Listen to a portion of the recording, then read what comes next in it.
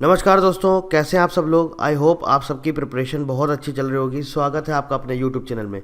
दोस्तों, जो आपका CGPDTM का मेंस का एग्ज़ाम कंडक्ट होने जा रहा है, उसमें आपके में एक सब्जेक्ट इंक्लूड किया गया है, एलिमेंट्री मैथमेटिक्स। आज के इस वीडियो में हम एलिमेंट्री मैथमेटिक्स का पूरा डिटेल्ड सिलेबस यहाँ पर आपसे डिस्कस करने जा रहे हैं और आपको ये भी बताएंगे कैसे पढ़ना है, किस तरह से पढ़ना है, मेंस एग्ज़ाम की तैयारी कैसे करनी है। सबसे पहले अगर हम आपके एग्जामिनेशन पैटर्न की बात करें दोस्तों, तो यहाँ पर आप देखिए, आपका 100 मार्क्स का पेपर 1 है, सभी को पता है, और आपका 300 मार्क्स का पेपर 2 है। पेपर 2 यानी कि सब्जेक्टिव पेपर, इसमें आपको जो टाइम मिलेगा वो मिलेगा आपका 3 आवर्स। और ये जो पेपर है, ये क्योंकि मालूम है पहले QCI ने किया था, तो उन्होंने जो हमें आप क्या बोलते हैं नोटिफिकेशन दिया था, वहाँ पर बोला था कि ये ऑफलाइन होगा। लेकिन NTA ने क्या बोला है, ये आपका कंप्यूटर बेस्ड टेस्ट होगा। कंप्यूटर बेस्ड टेस्ट होगा और इसमें जो आपको टाइम मिलेगा वो 2 आवर होगा, और टोटल जो क्वेश्चन होंगे हमारे 2 आवर्स। आपके टोटल क्वेश्चन है वो हैं 100, और ये पेपर आपका होगा 100 मार्क्स का। 100 क्वेश्चंस 100 मार्क्स का। अब देखिए, अभी आप लोगों ने जो प्रीलिम्स का एग्ज़ाम दिया है, आज आपकी आंसर कीज़ आ जानी चाहिए और मोस्ट प्रॉब्ली आ ही जाएगी। आज नहीं तो कल तो आनी है। तो उसमें आपका पहली चीज़ तो हम पेपर देख लेंगे, तब हमको आइडिया लग जाएगा किस तरह के क्वेश्चंस पूछे गए। काफ़ी सारे क्वेश्चंस बच्चों ने शेयर किए हैं, लेकिन फिर भी एक प्रॉपर हमें क्वेश्चन पेपर मिल जाएगा तो आइडिया लग जाएगा किस तरह के क्वेश्चंस पूछे गए हैं। जैसे कि IPR में जो आपका प्रीलिम्स में पूछा गया है ना, जो 15 नंबर का, ये देखिए बहुत इन डेप्थ, मतलब पूछा तो गया है बेसिक क्वेश्चन, लेकिन अभी मेन्स में आपका ये 20 नंबर का है। तो अब ये मान के चलिए कि थोड़ा सा यहाँ पर आपके डिटेल्ड में आपसे ये पूछ सकते हैं। यहाँ पर मतलब आपको डिटेल में पढ़ना होगा। हो सकता है कि आपसे और भी इन डेप्थ नॉलेज आपसे ले ली जाए, आपसे और डिटेल में आपसे पूछ लिया जाए। तो इसमें मैं एक बार आपका क्वेश्चन पेपर देख लूँगा और मैं देखूँगा यहाँ पर क्या क्या रिमेनिंग है। कोई ऐसी चीज़ है जो यहाँ पर आपकी छूट रही है, जो मैंने आपको IPR की पूरी लेक्चर सीरीज़ दी है, अगर देखेंगे हम उसके अकॉर्डिंग कुछ छूट रहा तो वो मैं आपका कंप्लीट करा दूंगा। अगर कुछ भी इनकम्प्लीट है, जैसे ट्रिप्स एग्रीमेंट है ना, अगर लगेगा इसको डिटेल में पढ़ाने की ज़रूरत है तो इसको और डिटेल में पढ़ा देंगे। WIPO अगर लगेगा इसको भी और डिटेल में पढ़ाने की ज़रूरत, जैसे WIPO में भी आर्टिकल्स वगैरह हैं, तो अगर देखेंगे उसको भी पढ़ने की ज़रूरत लगेगी तो फिर हम उसको भी डिटेल में आपको पढ़ाएंगे। अगर देखेंगे क्वेश्चन पेपर एक बार हम देख लें कि किस तरह के क्वेश्चंस पूछे गए हैं, और लगेगा कि हमारे लिए कुछ रिक्वायरमेंट है, क्योंकि जो पढ़ाया है मैंने ऑलरेडी बहुत कुछ कवर किया, मेरे हिसाब से नहीं लगता कि मैंने कुछ छोड़ दिया है। अगर फिर भी मुझे लगेगा कुछ मेरे एंड से इनकम्प्लीट है तो मैं आपको कंप्लीट करके दे दूंगा। अब बात करेंगे अब हम लोग किसकी, एलिमेंट्री मैथमेटिक्स की।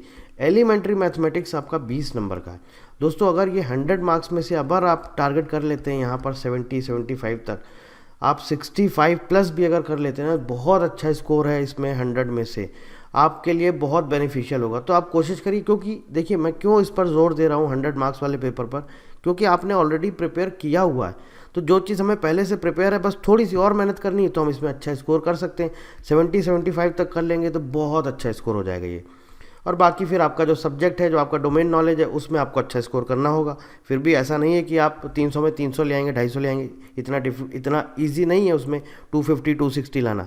आप 180, 190, 200 इस रेंज में भी अगर पहुंच रहे हैं तो भी बहुत है। 180, 170, 180।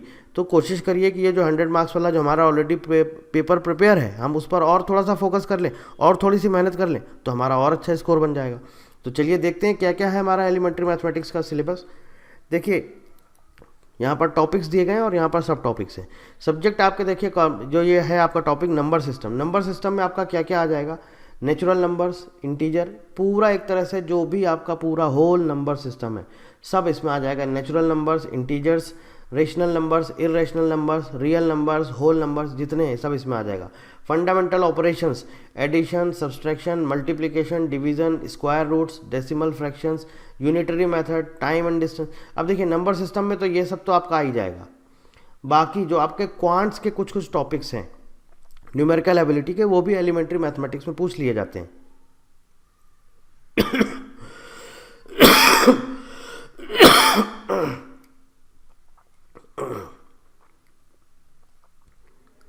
जैसे कि आपका टाइम एंड डिस्टेंस हो जाएगा, टाइम एंड वर्क हो जाएगा, परसेंटेज हो जाएगा, आपका सिंपल एंड कंपाउंड इंटरेस्ट हो जाएगा, प्रॉफिट एंड लॉस हो जाएगा, रेशियो एंड प्रोपोर्शन हो जाएगा। ठीक है, ये कुछ कुछ आपके टॉपिक्स हैं जो ऑलरेडी इसमें पूछे जाते हैं।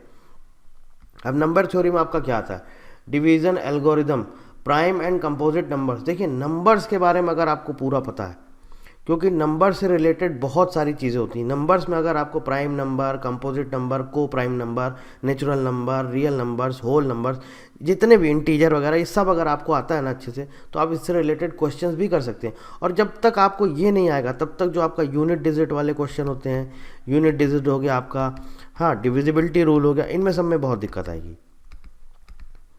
नंबर सिस्टम एक तरह से समझिए कि पूरे इसका आपका एलिमेंट्री मैथमेटिक्स का बेसिक पार्ट है, बोल सकते हैं एक तरह से उसका क्या बोलते हैं, प्लिंथ, मतलब कि उसकी नींव है ये आपके एलिमेंट्री मैथमेटिक्स की, पूरी एक तरह से नींव है ये, पिलर है, उसी पर आपका पूरा एलिमेंट्री मैथमेटिक्स बेस्ड है। नंबर सिस्टम अगर आपका बहुत अच्छे से क्लियर हो गया तो आप एचसीएफ भी कर लोगे, आप एलसीएम भी कर लोगे, आप फैक्टर्स भी कर लोगे, फैक्टराइजेशन क्या होता है, ये सब कुछ आप कर लोगे, आपको किसी में दिक्कत नहीं आएगी। अब आगे देखिए, एलिमेंट्री नंबर थ्योरी में हमें क्या पढ़ना है, prime numbers, composite number, divisibility rule पढ़ने हैं 2, 3, 4, 5, 9 एंड 11 तक। मल्टीपल्स एंड फैक्टर्स देखने हैं क्या होते हैं, कैसे निकाले जाते हैं, फैक्टराइजेशन थ्योरम क्या होती है, HCF, LCM, Euclidean algorithm, logarithms to base 10, ठीक है, लॉज ऑफ लॉगरिदम्स, लॉग आपको पढ़ना होगा दोस्तों, इसके क्वेश्चन पूछे जाते हैं, यूज ऑफ लॉगरिदमिक टेबल्स। अभी हम आपको बताएंगे, ये जो आपका सिलेबस है ना, ये पूरा का पूरा सिलेबस जो है, आप अगर देखेंगे बहुत सारे पेपर, आप चाहे यूपीएससी का सीडीएस का एग्ज़ाम देख लीजिए, वहाँ पर एक पेपर कंडक्ट कराया जाता है एलिमेंट्री मैथमेटिक्स, यही सब पूछा जाता है, एलिमेंट्री मैथमेटिक्स। आप एसएससी का पेपर देख लीजिए, आप एसएससी जीडी का पेपर देख लीजिए, वहाँ पर जो एलिमेंट्री मैथमेटिक्स पूछा जाता है वो यही सब पूछा जाता है। एलजेब्रा में देखिए क्या है, बेसिक ऑपरेशंस है, सिंपल फैक्टर्स हैं, रिमाइंडर थ्योरम है, बहुत इंपॉर्टेंट है, एचसीएफ एंड एलसीएम है, पॉलिनोमियल्स आपको पता होना चाहिए, simultaneous linear equations in 2 unknown analytical and graphical solutions. देखिए लीनियर इक्वेशन, इसके साथ साथ लीनियर तो है ही है, इसके साथ साथ आपको क्वाड्रेटिक इक्वेशन भी आना चाहिए, ठीक है, rational expressions and conditional identities, laws of identities, indices not identities, indices and surds, बहुत इंपॉर्टेंट। और इसके सारे रूल, जो भी रूल्स हैं ये आपको आने चाहिए, ये एग्जाम में पूछे जाते हैं। ट्रिग्नोमेट्री बेसिक है, आप क्लास 10th की बुक से पढ़ सकते हैं, एनसीईआरटी की, बहुत ज़्यादा आपको डिटेल में पढ़ने की ज़रूरत नहीं है, सिंपल आपको बस पता होना चाहिए साइन क्या होता है, कोसाइन क्या होता है, टेंजेंट क्या होता है, ठीक है। सिंपल जो आपकी ट्रिग्नोमेट्रिक आइडेंटिटीज़ होती हैं, ट्रिग्नोमेट्रिक रेशियोज होते हैं, ट्रिग्नोमेट्रिक टेबल का कैसे यूज़ किया जाता है, सिंपल बहुत आसान चीज़ है वो, ये सब आपको पढ़नी होगी। इसके अलावा हाइट्स एंड डिस्टेंस के ट्रिग्नोमेट्रिक जो आपके रेशियोज होते हैं कैसे निकाले जाते हैं, वो सब चीज़ें आप पढ़ सकते हैं। ज्योमेट्री की बात कर लेते हैं, तो बेसिकली जो हम आपको पूरा आज जो दिखा रहे हैं ना, जो आपका सिलेबस है, ये अगर हम बात करें कि सिलेबस कहाँ से उठाया गया है, क्लास 9, 10th एनसीईआरटी मैथमेटिक्स, पूरा मैथमेटिक्स का सिलेबस है ये। एनसीईआरटी मैथमेटिक्स आप देखेंगे क्लास 9th और 10th का, मोस्टली तो आपको 9th में ही मिल जाएंगे ये सारी चीज़ें, ज्योमेट्री वगैरह, लाइंस, एंगल्स, प्लेन्स, और आपका जितनी भी थ्योरम्स आती हैं, ये सब जो कुछ भी है, कॉन्ग्रुएंसी है ट्राइंगल की, ये सब आपको क्लास 9th में ही मिल जाएगा। ट्रिग्नोमेट्री आपका क्लास 10th में, और जैसे आपका मेंसुरेशन है, ये सब जो एरिया वगैरह है, वॉल्यूम वगैरह, ये भी आपको क्लास 9th में मिल जाएगा। स्टैटिस्टिक्स है, ये भी आपको क्लास 9th में मिल जाएगा, 10th में भी मिल जाएगा। बहुत बेसिक चीज़ें, शुरुआत आपकी 9 से ही हो जाती, बाकी जो बचता है वो आपको क्लास 10th में मिल जाएगा। तो ये पूरा जो सिलेबस लिया गया है 9, 10th की एनसीईआरटी मैथमेटिक्स से, जिसने अच्छे से प्रिपेयर कर ली, ज़्यादा से ज़्यादा 15 दिन या 20 दिन में आप 9, 10th की मैथ्स प्रिपेयर कर सकते हैं। ऐसा तो है नहीं आप पढ़ के तो आए नहीं, 9, 10th में मैथ्स तो पढ़ी होगी ना आपने। तो अब क्या है कि इतना टाइम हो गया, भूल चुके हैं, बस क्या है कि एक बार देखेंगे ढंग से अच्छे से, 15-20 दिन में चीज़ें पढ़ी जा सकती। मैं अपने एंड से बता रहा हूँ, आपका नहीं मालूम मुझे, हो सकता है आपको टाइम लगे, तो आप ये मत बोलिएगा कि सर ऐसा पॉसिबल नहीं है कि 15-20 दिन में नहीं करी जा सकती, करी जा सकती है, जिसको आती है उसके लिए की जा सकती है। तो ये ज्योमेट्री का है आपके सामने, आप देख सकते हैं, lines and angles, plane and plane figures, theorems on properties of angles at a point, parallel lines, sides and angles of a triangle, congruency of triangles. तो बेसिकली कुछ चैप्टर्स हैं, ये पूरे आपको पढ़ने हैं। ट्राइंगल हो गया आपका, इसी में सब कुछ आ जाएगा। इसकी जितनी भी शुरुआत आपकी किससे होती है, शुरुआत होती है आपकी लाइन्स एंड एंगल से। जब तक आपको लाइन और एंगल नहीं पता तब तक आप आगे बढ़ ही नहीं पाएंगे। आप कैसे समझेंगे ट्राइंगल क्या होता है, आपको पता ही नहीं एंगल कितने टाइप के होते हैं, कौन कौन सी लाइन्स होती हैं क्या, जब तक पता नहीं आप आगे नहीं पढ़ पाएंगे। ट्राइंगल्स वगैरह आप कैसे पढ़ेंगे। तो बेसिक जो इसका चैप्टर है, शुरुआत है वो लाइन्स एंड एंगल से है ज्योमेट्री की। उसके बाद आपको ट्राइंगल पढ़ना होगा, सर्कल पढ़ना होगा, आपको पैरेललोग्राम पढ़ना होगा, पैरेललोग्राम इसमें आपका क्वाड्रिलेटरल आ जाएगा, है ना, रोम्बस वगैरह आ जाएंगे, ये सब कुछ इसी में आपका आ जाएगा, रेक्टेंगल होगा, आपका स्क्वायर होगा, ये सब कुछ इसी में आ जाएगा। तो ये सारा कुछ यहाँ पर दिया गया, देखिए properties of angles, sides and diagonals of parallelogram. तो वही सारी चीज़ें जो मैंने बता दी हैं, क्या ट्राइंगल है, सर्किल है, पैरेललोग्राम है, रेक्टेंगल है, स्क्वायर है, इसके अलावा क्या है, properties including tangents and normal and loci, ठीक है, इसकी प्रॉपर्टीज़ है। मेंसुरेशन में अगर हम बात करें तो आपको सिंपल वॉल्यूम्स या फिर एरिया पूछा जाता है, तो किसका किसका है यहाँ पर, area of square, rectangle, parallelogram, triangles and circle, areas of figures which can be split up into two figures, these figures, field book, surface area and volume of cuboids, lateral surface area, volume of right circular cone। तो यानी कि आप समझ जाइए यहाँ पर आपको क्या क्या चीज़ें पढ़नी है। क्यूब हो गया आपका, क्यूबॉइड हो गया, मतलब इनका सबका एरिया वॉल्यूम कैसे निकाला जाता है, इसके साथ साथ आपका कोन हो जाएगा आपका, ठीक है, स्फीयर हो जाएगा, यहीं पर आपका हेमीस्फीयर भी आ जाएगा, वो सब सारी चीज़ें आपको यहाँ पर पढ़नी। ये सब पूरा आपका क्लास 9th में दिया गया है, पूरा क्लास 9th का, ठीक है। Cylinders and surface area and volume of spheres, ये सब। और उसके बाद लास्ट में आता है हमारा स्टैटिस्टिक्स, जिसमें कि हिस्टोग्राम वगैरह हमें पढ़ना होता है, कलेक्शन डेटा का कैसे कलेक्शन किया जाता है और कैसे उसका टेबुलेशन टेबल फॉर्म में लिखा जाता है, collection and tabulation of statistical data, graphical representation, frequency, polygons, histograms, bar charts and measures of central tendency, mean median mode वगैरह, ये सब आपका यहीं पर आ जाएगा। तो ये है दोस्तों आपका पूरा का पूरा एलिमेंट्री मैथमेटिक्स का डिटेल सिलेबस। अब ये सिलेबस अगर आपके पास टाइम है, आप दो चीज़ें आप समझिए, आपको मेंस के एग्ज़ाम की तैयारी करनी है। अभी तो आपने पढ़ा क्या है, क्वांटिटेटिव एप्टीट्यूड और आपने रीजनिंग एप्टीट्यूड, वो आपका काम आ जाएगा किसमें, जनरल एप्टीट्यूड में।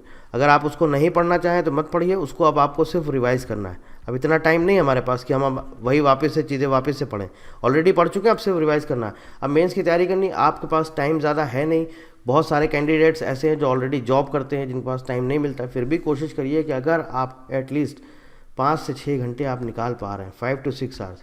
देखिए अगर जॉब नहीं कर रहे हैं, सिर्फ इसकी तैयारी कर रहे हैं तो बहुत अच्छी बात है, अदरवाइज़ अगर आप जॉब कर रहे हैं और 5 से 6 घंटे भी अगर आप निकाल लेते हैं पूरे दिन में, 24 घंटे में जॉब करने के अलावा, कैसे भी करिए मैनेज आपको ही करना है। आप 5-6 घंटे 4 घंटे भी निकाल लो, कम से कम एटलीस्ट कुछ तो टाइम निकालिए।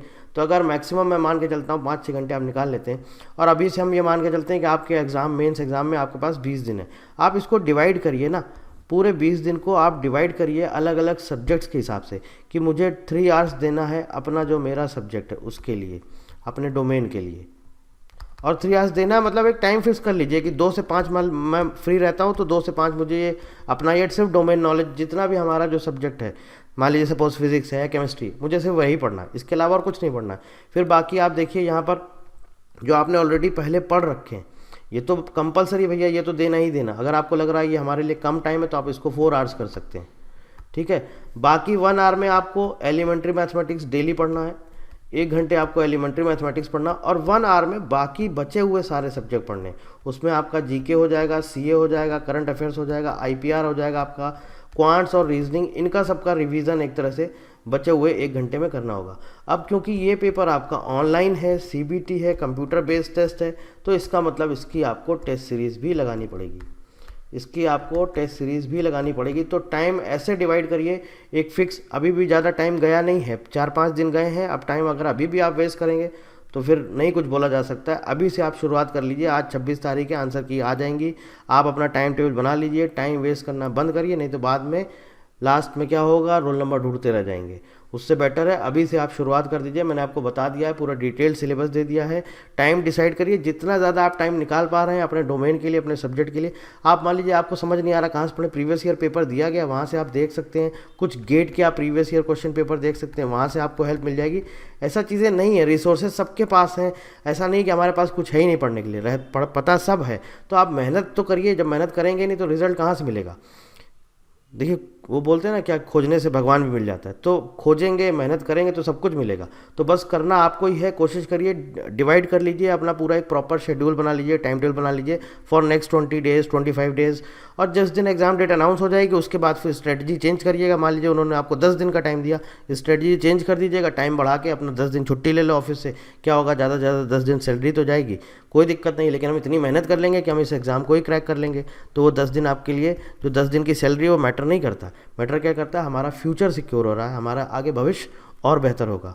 बाकी कोई किसी तरह की आप जानकारी चाहते हैं तो दोस्तों आप हमें कॉल कर सकते हैं, व्हाट्सएप कर सकते हैं, या फिर इस वीडियो के नीचे कमेंट कर सकते हैं। देखिए ऐसा नहीं है कि मैं आपके कमेंट नहीं पढ़ता हूँ, कमेंट मैं ऑलमोस्ट सारे पढ़ता हूँ, लेकिन ज़रूरत जहाँ पर होती लगता है कि हाँ, क्योंकि बहुत सारे कैंडिडेट्स आपस में ही बात करते रहते हैं, वो लोग रिप्लाई ही करते थे।